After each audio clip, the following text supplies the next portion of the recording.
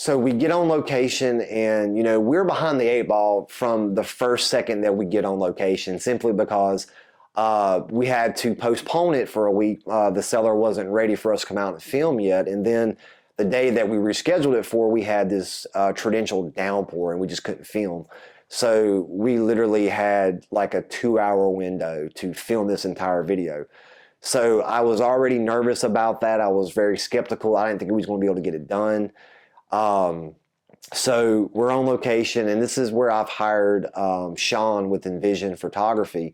And if we can do it a couple times, I want to get one of you showing the horse, and then I want to get one from a different angle so you can do 2 angles. I've been using Sean now for about 2 years, and Sean has really helped me grow my content to what you're seeing now from where it was. Having somebody help you, with drone footage or getting another camera angle really helps the overall product just become better. So Sean came with me to get behind the scenes because I wanted to document this. I wanted to document everything about this listing video, this short film, because I just had a feeling that I was something I was going to be proud of. It goes all the way to the corner to show off that side over there. Okay. Do you want me to pull the truck in there and lay it across the side? And this side of the fence or no? It's up to you. I don't care.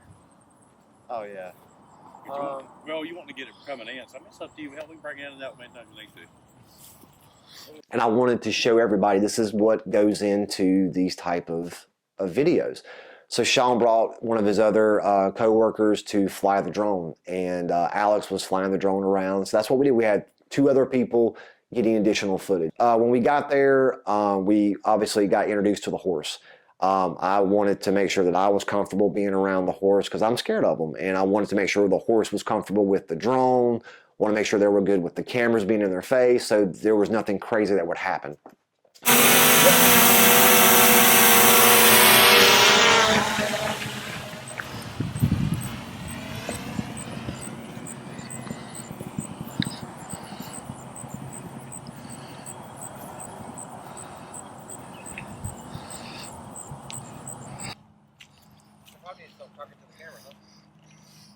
All right, so what we're doing now, we are getting the scene set up for her run scene where she's taking off full speed, following with the drone, and really try to get that really nice cinematic footage of her just running at full speed as a parallel to showcase how big this land is. So come on, let's check it out. Our first shot was the action scene.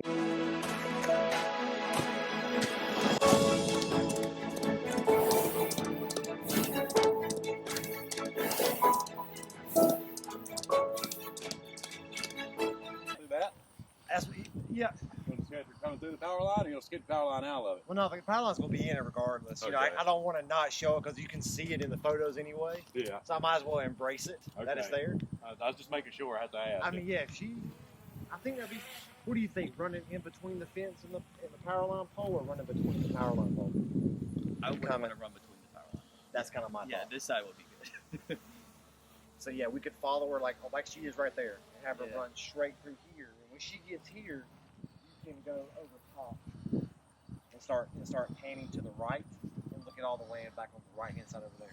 Now, in every short film, there's some type of buildup because you only have a short amount of time to get people emotionally involved, and there's this buildup to something.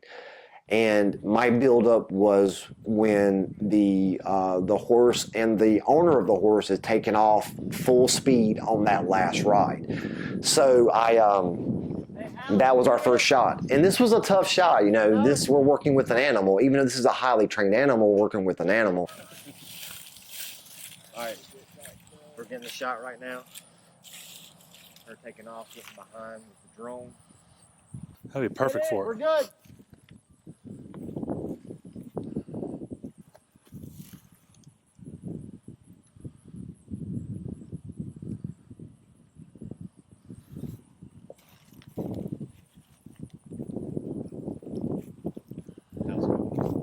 That was so cool. And it took about 5 or 6 shots to get this different segment of shots to go together as one, because what you see in the video, these are 3 different shots, 3 different takes. So we had to make sure we got the timing right, we got the composition right, we got the framing right. We had everything in focus, and we had everything showcased the way that I wanted it to do. This side of the fence and do like an F4. Yeah, do F4 with the fence in it, and then you can see her running. I think that would look cool. And then one behind you, look at you and seeing her come. So that was the hardest part, is getting that first shot of her riding through and then going out to the other end of the pasture. After we did that, we got some shots of her, you know, reaching down and having that one-on-one connection with that horse and telling her that, hey, this is our last ride, you have to go fast. All right, it's our last ride. We got to go fast. When I wrote that idea, I didn't realize at the time that that was going to be that's such an emotional moment, because so many viewers are thinking, is this the last ride for the horse? Are they about to put the horse down? So they got involved more for the horse, which is something that I didn't think about. You know, I wanted it to be that the lady was being portrayed as the owner of the property, was going on her last ride and experience her last few moments of owning this land before she sells it. But that was a really important moment, I think, in this film, where everybody got emotionally involved and they understood that, wow, something's about to happen. What's happening? And I wanted to make sure that I got really good close-up shots of her grabbing the reins and the horse and seeing the eyes.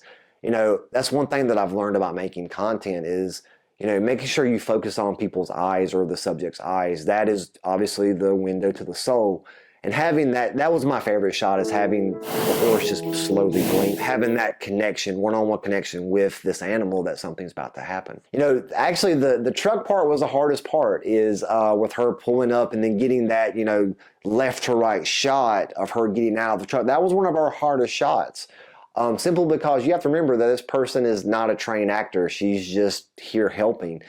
And her having a camera in her face. And she did an amazing job. I mean, she just did phenomenal to get this shot, and I think that really set the tone for the video of her getting out of the truck and her taking that deep breath and, all right, so here we go.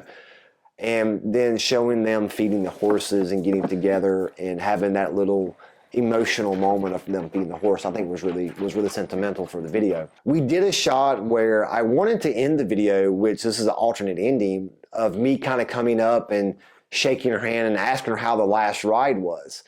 And her saying, oh, it was unforgettable. That was kind of my idea of where I wrote down in my book. How was the last ride? It was great. Oh, by the way, I love your sign. Okay. Something like that's kind of what I thought of in my mind. Envisioned in my mind. That's the name of my company. It's got to be named Envision. Okay. So I gotta pay royalties to that. Oh, all right. You're welcome, Sean. Every time you says it, you get at least $5, right? Advertisement, man. Advertisement. All right. This is sponsored by Envision Photography with all your drone and aerial real estate needs. It didn't work that way. You know, the shot was great. It worked out great. Sean did a great job capturing that moment, but it just didn't fit right. So we had to kind of go, you know, on the seat of our pants there at the very end. How can we end it? But that's the movement to introduce. Oh wow, it is. And then the sign behind it. It is a real estate video. Yeah. That's kind of what I was thinking. Envisioning. Envisioning. Sorry, my bad. You said it one time. Envisioning. Yeah, envisioning. I had written that down. I wanted the drone to follow the truck, but I didn't know how to end it. So that's where me and Sean kind of got together, and we went and grabbed one of my signs and just kind of rigged it up and just kind of zip tied it. You can actually see the zip ties on the top of the sign and put it to the fence or to the actual gate. And I thought that was really, you know, symbolic ending. I feel like is, you know, me shutting the gate and then you finally focusing in on that this land's for sale and not know it was a listing video to the very last second. And I think that's the most important thing about when you make content is, you know, everybody can make this really amazing, nice content of showing these $1 million houses and all this drone footage of all these condos and out at the beach or in Miami. I mean, people have seen that. They're seeing it every day. And I believe that to get people truly invested into you as a content curator or as an agent that makes content, let them get emotional to what you're trying to convey to them.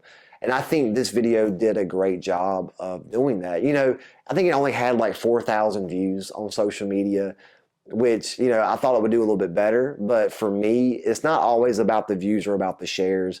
You know, it's something that I was happy with, something that I tried and I'm very proud of. I'm very proud of that video. And I don't give myself enough credit. I'm always the worst critic of anybody out there, of all the trolls that's always trolled me in the past. And I'm the worst critic. Like, you can never out troll me, I can promise.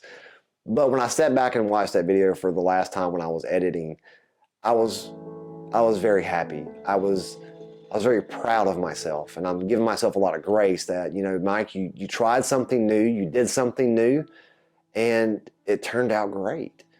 And this is something that I've always thought about doing more of, and I think I should. And I'm just glad I was able to document a lot of this and put all this together and to show you guys, you know, how an idea goes from my head to paper to what you see on social media.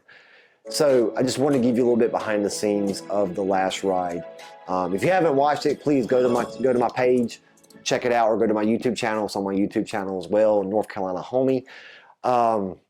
So yeah, I enjoyed that, and this was great. It was something that I definitely want to try again in the very near future, and keep, you know, making different type of content.